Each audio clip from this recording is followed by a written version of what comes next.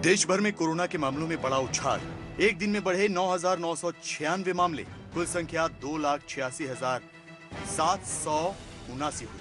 पहली बार एक दिन में सबसे ज्यादा 357 लोगों की मौत।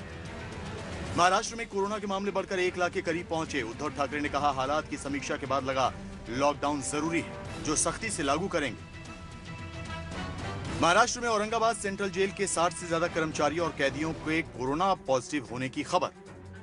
राजधानी दिल्ली में कोरोना के मामले बढ़कर 31,000 के पार। दिल्ली सरकार के मुताबिक अब तक 900 से ज्यादा लोगों की मौत। एमसीडी का दावा, सरकारी मौत के आंकड़े गलत। 2,098 लोगों की जा चुकी है जान। दिल्ली में बढ़ते कोरोना के मामलों को देखते हुए जामा मस्जिद में 30 जून तक नमाज नहीं होगी। शाही इमाम बुखारी ने कहा, आज शाम से ही फैसला हुआ लागू। कोरोना से जूझ रहे महाराष्ट्र में राजनीति फिर गरमाई। कांग्रेस ने अनदेखी के आरोप लगाकर नाराजगी जताई तो सीएम उद्धव ठाकरे से मिले NCP chief Sharad Pawar. Community transmission पर आईसीएमआर का दावा, भारत जैसे बड़े देश में कोरोना का प्रसार बहुत कम है। हमारी रिकवरी रेट बढ़कर 49.21% हुई। ठीक होने वालों की संख्या एक्टिव केस से ज्यादा है। पीएम मोदी ने इंडियन चैम्बर ऑफ कॉमर्स के 95वें सालाना समारोह को संबोधित किया। कहा, कोरोना ने हमें आत्मनिर्भर होने का मौका दिया। पीएम मोदी ने कहा, किसानों को अब कहीं भी फसल बेचने की आजादी। उद्योगपतियों से नॉर्थ ईस्ट को ऑर्गेनिक खेती का हब बनाने की अपील की। आरक्षण पर सुप्रीम कोर्ट का बड़ा फैसला। कहा, यह किसी व्यक्ति का मौलिक अधिकार नहीं। तमिलनाडु के राजनीतिक दलों ने एनईईटी के तहत मेडिकल कॉलेजों में 50% ओबीसी आरक्षण के लिए याचिका दायर की थी। सुप्रीम कोर्ट ने आरक्षण पर बड़ा फैसला देते हुए उसे व्यक्ति का मौलिक अधिकार नहीं माना। बालघर मामले में सुप्रीम कोर्ट का महाराष्ट्र और केंद्र सरकार को नोटिस। सीबीआई से जांच की मांग को लेकर सुनवाई। जुलाई के दूसरे हफ्ते तक देना होगा जवाब। जम्मू कश्मीर के राजौरी में पाकिस्तान की फायरिंग में एक जवान शहीद। जवाबी कार्रवाई में भारतीय सेना ने पाकिस्तान के 5 सैनिक मार गिराए।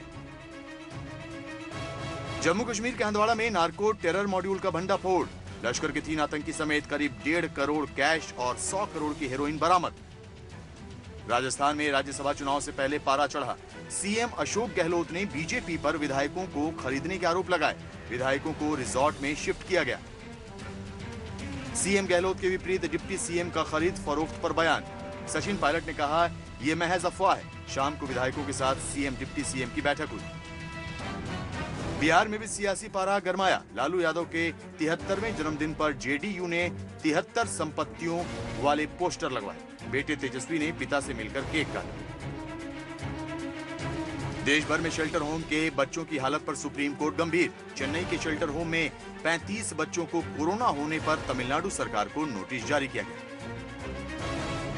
आज शेयर बाजार भारी गिरावट के साथ बंद हुआ। सेंसेक्स करीब 708.68 अंक और निफ्टी 214.15 अंकों की गिरावट के साथ बंद हुआ। अमेरिका में कोरोना के मामले बढ़कर 20,66,000 के पार। 1,15,140 लोगों की अब तक हो चुकी है मौत। दुनिया भर में करीब 4,20,000 लोगों की जान जा चुकी है।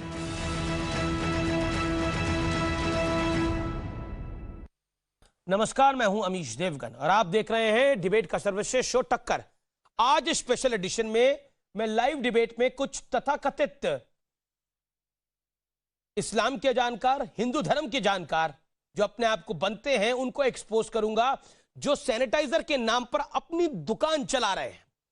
कोई कह रहा है सैनिटाइजर हराम है, तो कोई कह रहा है गोबर और गौमूत्र का लेप कर लिया जाए और गौमूत्र का अगर इस्तेमाल करा जाए तो सैनिटाइजर करना ही नहीं चाहिए। आज टक्कर में सीएनबीसी आवाज पर इसी पर होगी सबसे जोरदार टक्कर। तो टक्कर के इस एडिशन में आपका अभिनंदन है। तो इस जोरदार बहस के लिए, चर्चा के लिए आप तैयार हो जाइए। पहले ये रिपोर्ट और फिर टक्कर का जोरदार एडिशन लाइव।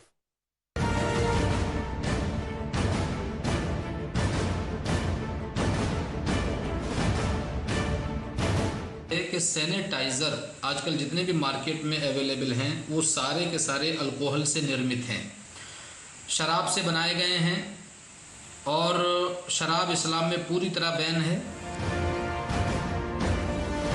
अल्कोहल जो है नापाक है। कि अल्कोहल का इस्तेमाल दुरुस्त नहीं है, नाजायज़ है।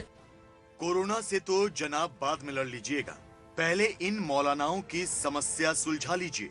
जब मस्जिद में नमाज नहीं हो रही थी तो उस पर दिक्कत थी, और जब मस्जिद में नमाज होने लगी तो सैनिटाइजर से समस्या हो गई। मस्जिद अल्लाह का घर है। मस्जिद में किसी तरह की भी कोई नापाक चीज का इस्तेमाल किसी भी सूरत में जायज नहीं हो सकती। तो जनाब, डिमांड ये है कि ना तो मस्जिद जाने वाले सैनिटाइजर का इस्तेमाल करें, ना ही मस्जिदों को सैनिटाइज किया जाए।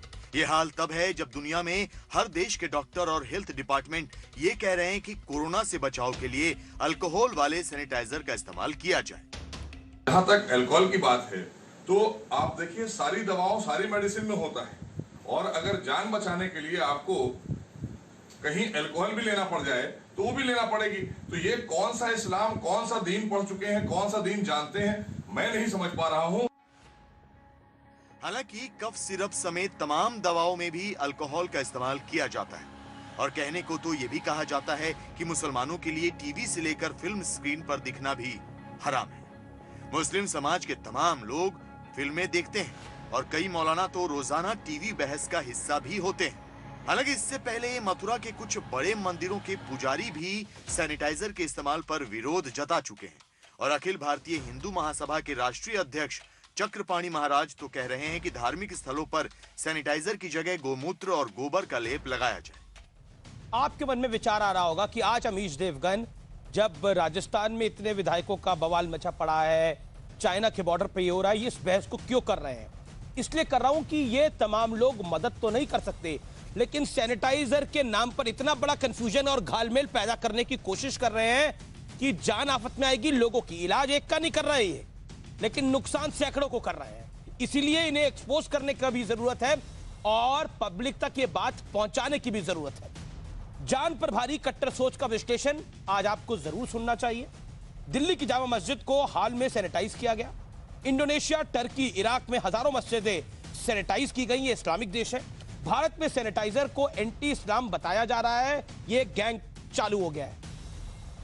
कोरोना काल में भी कुछ मौलानाओं ने धार्मिक चाल चली है।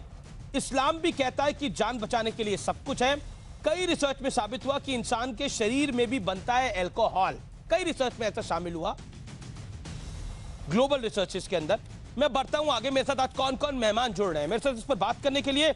मौलाना साजिद रशीदी, सुबुही खान, स्वाति महेश्वरी डॉक्टर, शाहनवाज हुसैन प्रवक्ता भारतीय जनता पार्टी के पूर्व कैबिनेट मिनिस्टर, मौलाना इसहाक देवबंदी उलेमा है, तारिक फतेह पाकिस्तानी मूल के लेखक। आप तमाम लोगों का स्वागत है। मैं सबसे पहले इसकी शुरुआत आप ही से करता हूं मौलाना साहब। मौलाना इशाक साहब, आप देवबंदी उलेमा है, मैं आपसे जानना चाहता हूं ये सैनिटाइजर एंटी इस्लाम कैसे हो गया? कृपया करके समझाइए व्यूअर्स को।